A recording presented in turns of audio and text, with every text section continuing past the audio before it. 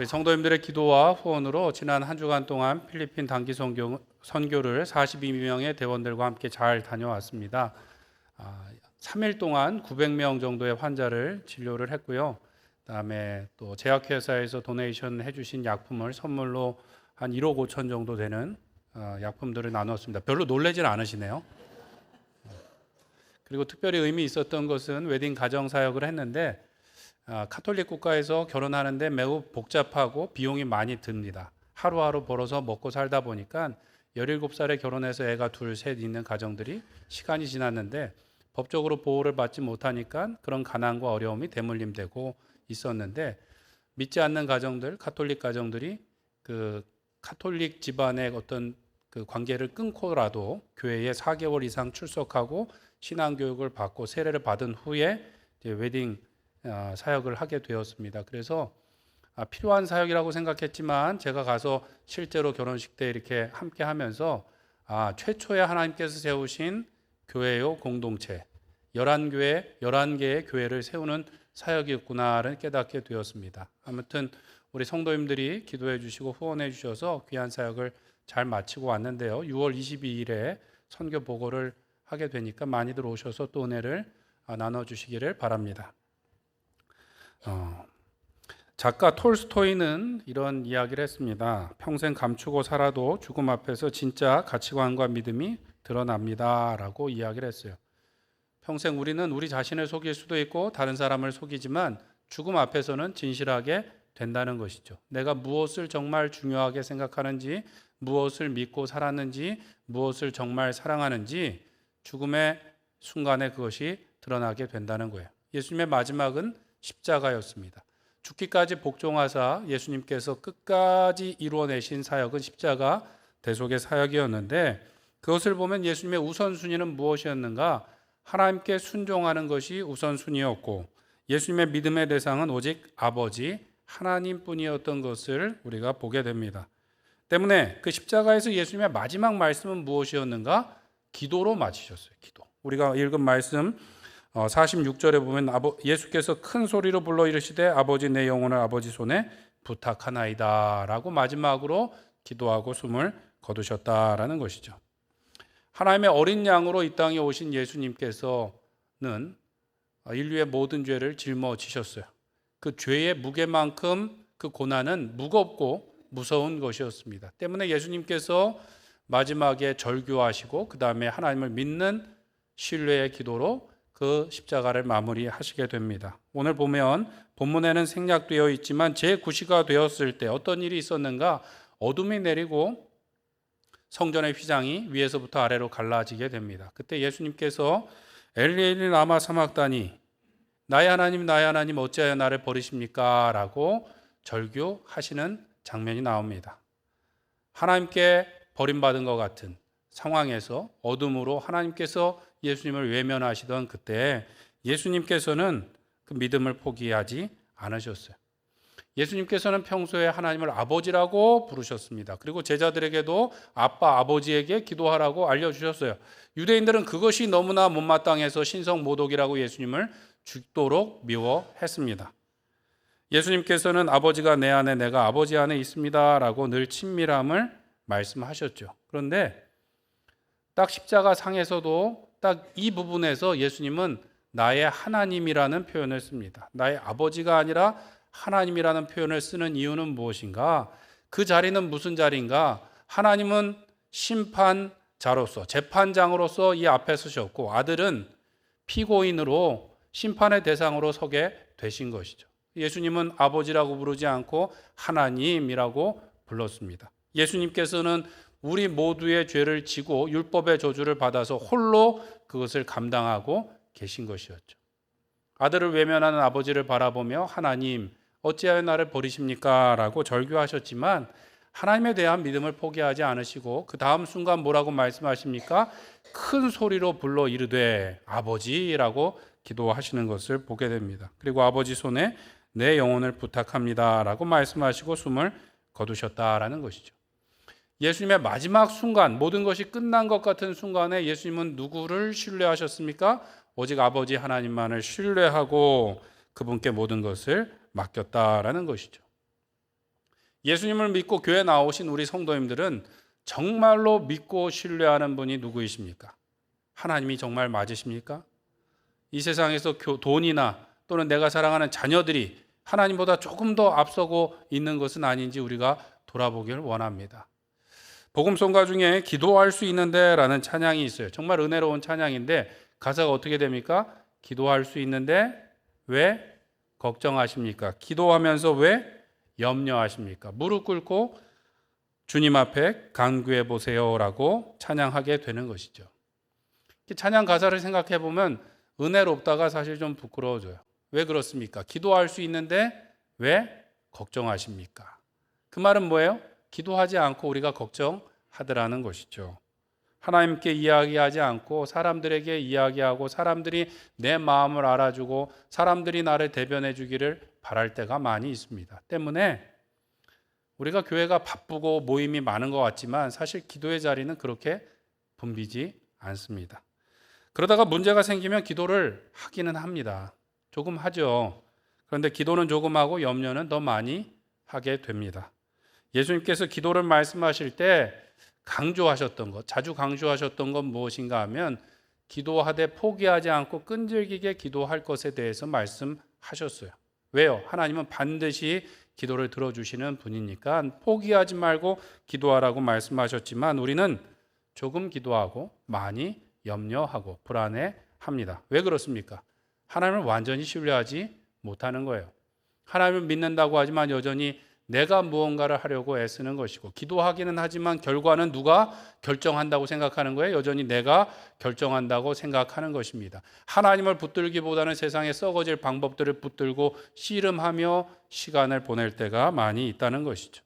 그래서 내 욕심대로 물질을 모으는 것이 먼저라고 생각할 때가 있고 내 바람대로 내 자녀들을 키우는 것이 내 사명인 것처럼 생각할 때가 있고 내 고집대로 건강을 지키겠다고 하고 내 생각대로 교회를 하려고 애쓸 때가 있다는 거예요.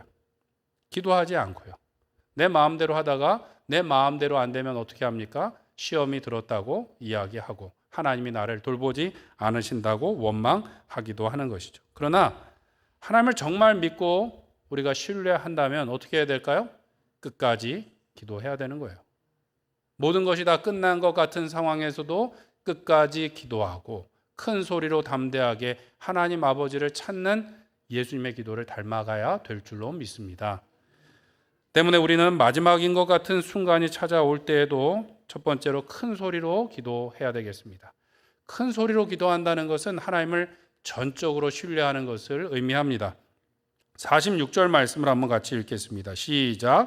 예수께서 큰 소리로 불러 이르시되 아버지 내 영혼을 아버지 손에 부탁하나이다 하고 이 말씀을 하신 후 숨지시니라. 아멘. 마지막 순간에 기도하셨는데 큰 소리로 기도하셨대요. 무엇을 기도하셨습니까? 첫 마디가 뭐예요? 아버지예요. 아버지. 아버지를 불렀어요. 이전에 예수님께서는 엘리 엘리 사마 나막다니 나의 하나님 나의 하나님 어찌하여 나를 버리십니까? 라고 절규하셨는데 뭐라고 다시 부르세요? 아버지라고 크게 외쳐 부르고 있었습니다.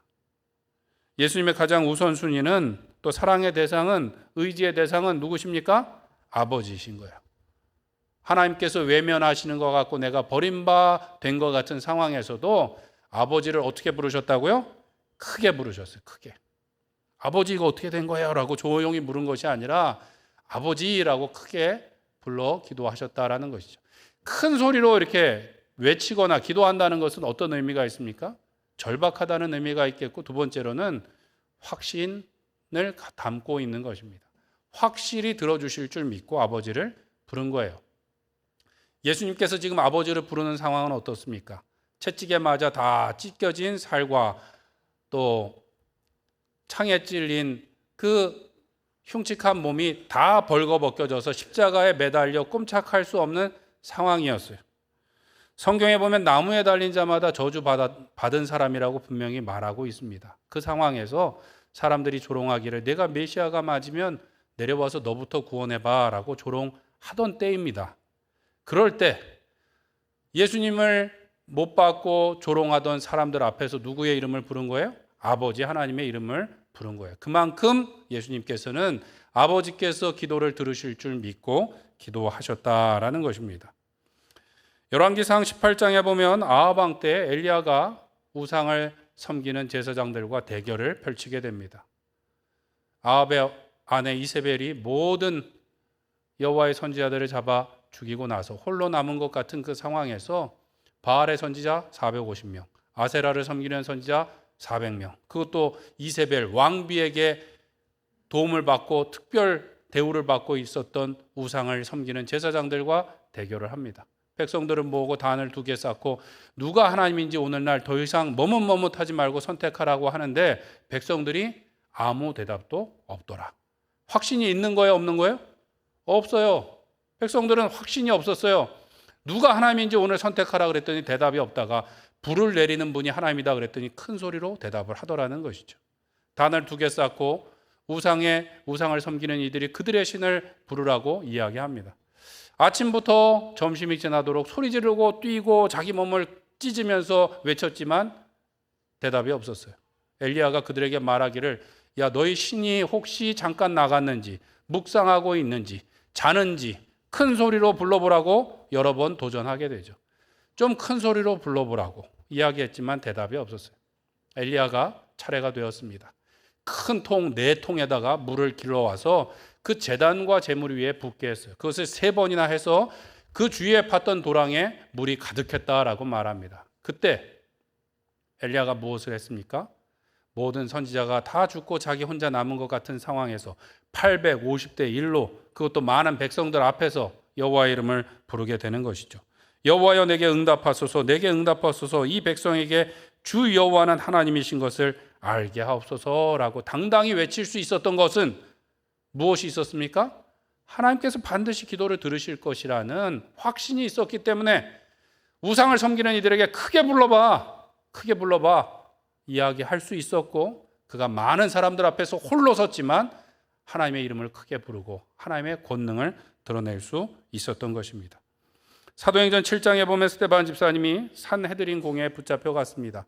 예수 그리스도를 구약의 성경을 통하여 또 하나님께서 하신 말씀을 통하여 전하는데 산헤드린 공회 공회원들이 신성모독이라고 옷을 찢으며 스데반 집사님을 끌고 나가서 돌로 치기 시작했어요. 죽음을 앞둔 스데반 집사님이 뭐라고 절규하시는가? 부르짖기를 주 예수여 내 영혼을 받으시옵소서라고 말하고 그 다음에 크게 불러 이르되 크게 기도하셨대요. 주여 이 죄를 그들에게 돌리지 마옵소서. 무법하게 무도하게 자신을 죽이려고 하는 사람들을 앞에서 홀로 누구의 이름을 크게 부르셨습니까? 주 예수여 라고 이름을 크게 부를 수 있었던 것은 하나님 아버지에 대한 확실한 신뢰가 있었기 때문이라는 것이죠. 크게 기도했어요. 많은 사람들 앞에서 부끄러워하지 않고 죽음을 앞둔 상황에서도 끝까지 기도할 때 크게 불러 기도했다라는 것이죠. 우리 성도님들은 어떻게 기도하십니까? 크게 기도하십니까? 아니면 작게 기도하십니까? 많은 사람들 앞에서 부끄러워하지 않고 기도하십니까? 아니면 조용히 기도한 듯 아닌 듯, 눈을 깜빡인 듯 아닌 듯 이렇게 기도하십니까? 학교에서나 직장에서 점심을 드실 때 식기도를 잘 하십니까? 아니면 그냥 고개를 잠깐 숙였다가 드는 것으로 기도를 대신 하십니까? 왜 우리가 당당하게 기도하지 못합니까? 예수 믿는 것을 너무 티내는 것 같아서 혹시라도 다른 사람들에게 부담을 줄까 봐 기도하지 못하시는 거예요? 혹시 아니면 내 마음에 조금 부담이 있어서 또는 부끄러워서 기도하지 못하는 것입니까? 우리가 아버지 하나님을 신뢰한다면 당당히 기도할 수 있는 줄로 믿습니다. 어려운 일을 당했는데도 기도 제목을 잘 내지 못하실 때가 있어요. 목장에서 기도 제목을 내지 못하시고 교회에 알리지 않는 경우가 있습니다. 예전에는 중직자 가정에 조금 안 좋은 일이 생기면 하나님의 영광 가린다고 쉬쉬했었던 적이 있죠. 그러나 몸이 아프고 사업이 안 되고 자녀가 대학에 떨어졌다고 하나님의 영광을 가리는 것인가요? 아니면 내가 조금 민망하고 남 부끄러워서 이야기를 안 하는 것입니까?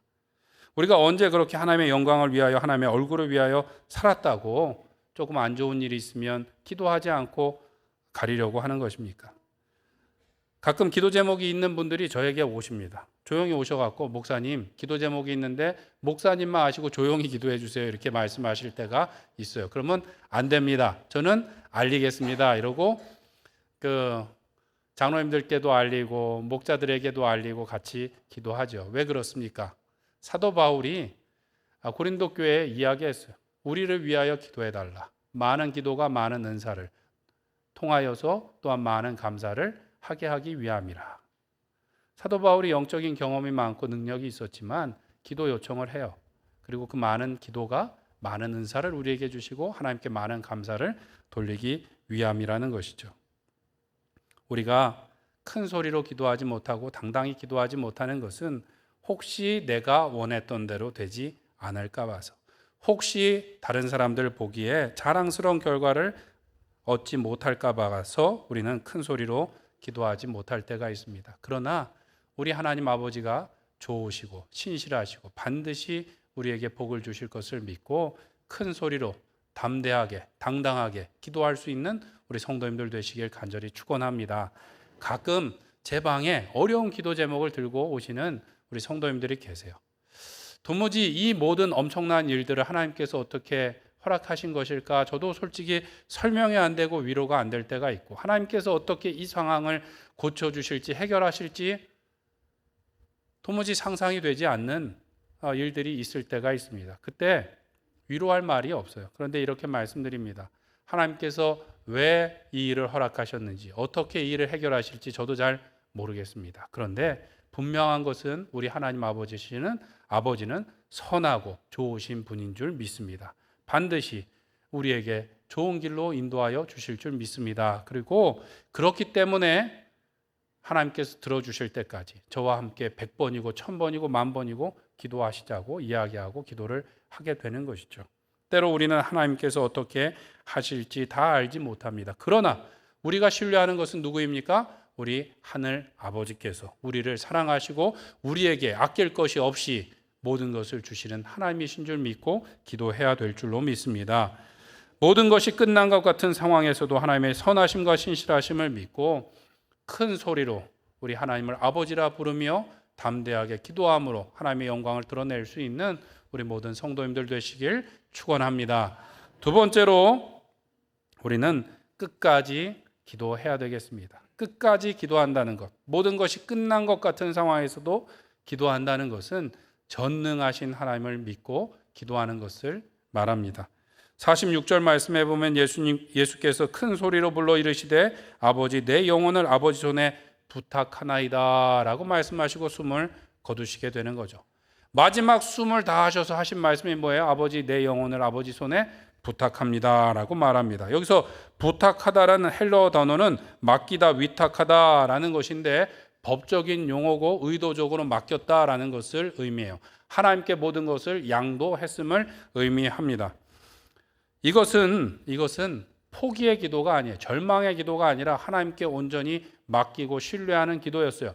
이것은 예수님께서 처음 하신 것이 아니라 시편 31편의 말씀을 인용하셨는데 시편 31편에 보면 이렇게 나옵니다. 내가 나의 영을 주의 손에 부탁하나이다. 진리의 하나님 여호와여 나를 무엇하셨나이다?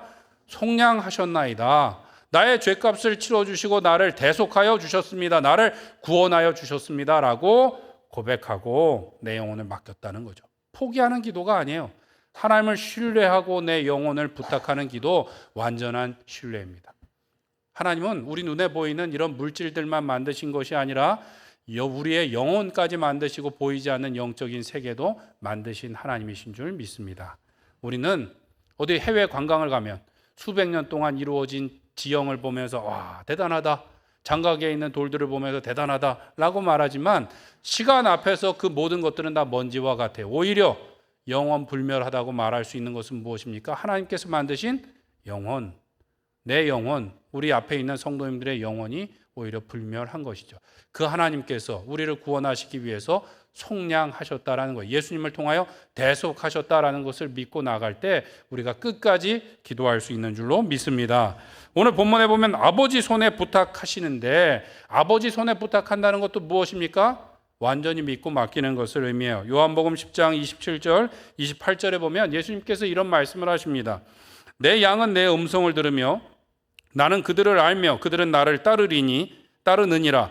내가 그들에게 영생을 주노니 영원히 멸망하지 아니할 것이요 또 그들을 내 손에서 빼앗을 자가 있다 없다? 없느니라. 하나님 손에 맡긴다라는 건 뭐예요? 빼앗을 자가 있다 없다? 없다. 안전하다. 영생을 주신 하나님께서 우리를 빼앗을 자가 없다라는 것을 고백하는 기도라는 것이죠.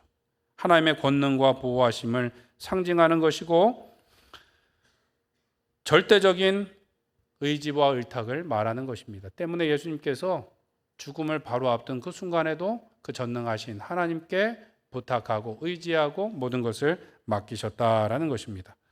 우리가 하나님을 믿는다고 할 때 그분의 전능하심을 믿고 기도해야 될 줄로 믿습니다.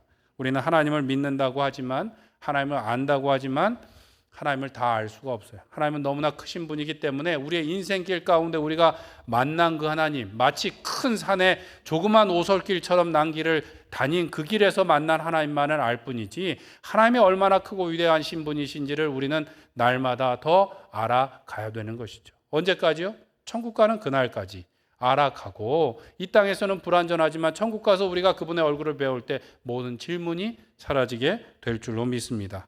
로마서 3장에 보면 죄인인 우리는 깨닫는 자도 없고 하나님을 찾는 자도 없고 다 치우쳐 함께 무익하게 되고 선을 행하는 자가 없다고 말씀하고 있어요.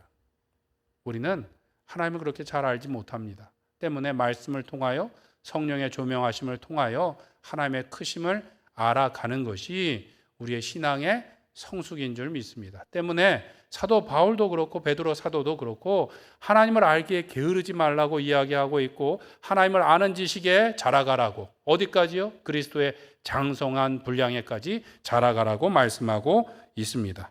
하나님은 우리가 생각하는 것보다 훨씬 더 크고 놀라우신 분입니다. 그런데 우리는 우리의 짧은 인생 경험과 계산을 가지고 하나님을 판단할 때가 있어요.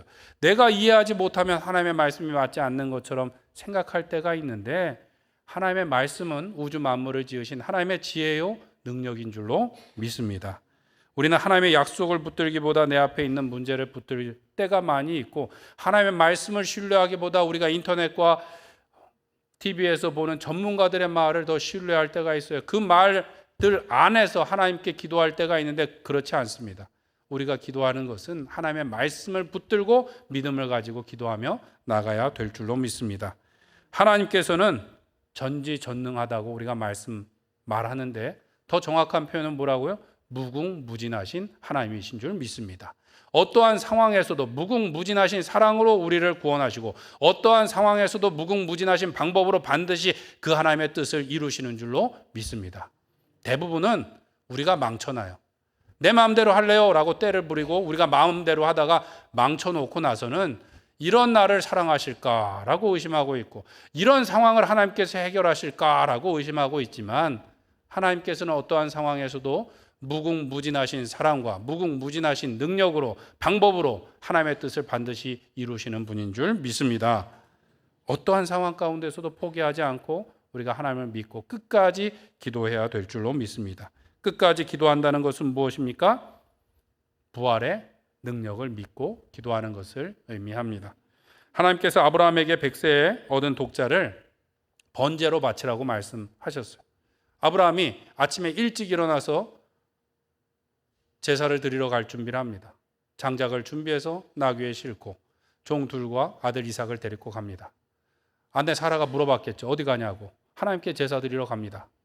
그러면서 아브라함이 사라한테 우리 아들 이삭을 하나님께 번제로 드리러 갑니다라고 얘기했을까요? 안 했을까요? 성경에 나오진 않아요. 그러면 얘기할 수 있었을까요? 없었을까요? 대답 안 하시는 분들은 그 말할 자신이 있으신 분들인가요?